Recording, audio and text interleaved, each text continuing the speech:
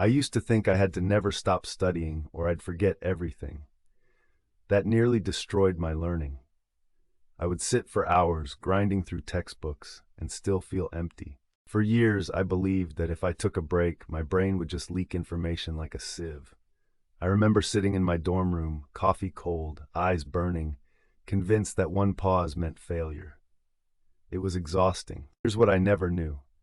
In 1885, German psychologist Hermann Ebbinghaus ran experiments on himself, memorizing nonsense syllables day after day. He discovered something wild. Our memory doesn't fade steadily over time. It drops like a cliff in the first hour, then plateaus. But here's the twist. He also found that taking strategic breaks actually strengthened retention. The forgetting curve isn't your enemy, it's your teacher. And that realization shattered everything I thought I knew. Ebbinghaus didn't stop there. He tested himself after 1 hour, then 1 day, then 1 week. What he found? The gaps between study sessions, the times he wasn't reviewing, were when his brain was actually consolidating the information. It's like your mind needs silence to weave the threads together. But the myth I clung to, that you must keep going or lose it all, has a name. The massed practice fallacy. We think cramming works because we feel like we're getting it.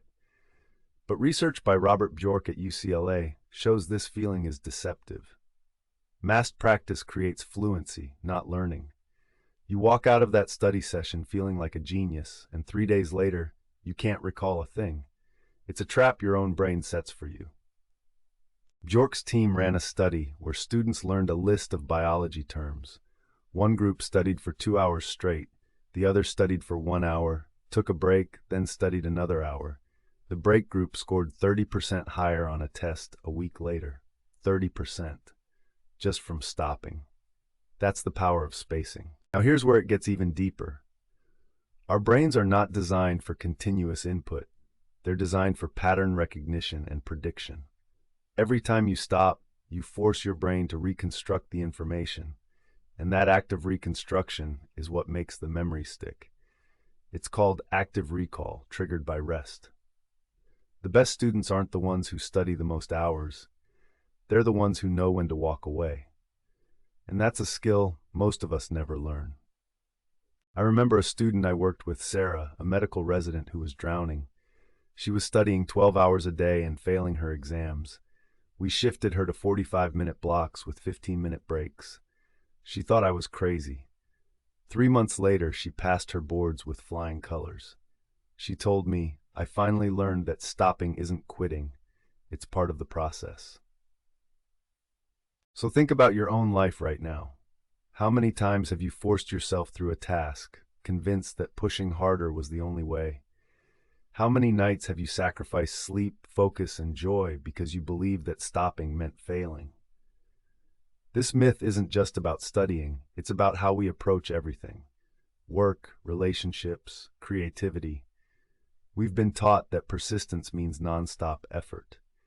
But the truth is, the most creative minds, from Einstein to Maya Angelou, all built pauses into their process. When you ignore this, the cost is real. Burnout, anxiety, the feeling that you're always behind.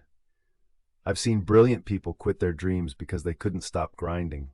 They thought they were weak for needing a break, but the truth is their brains were screaming for one. The myth didn't just slow them down, it broke them. Here's the truth I wish someone had told me.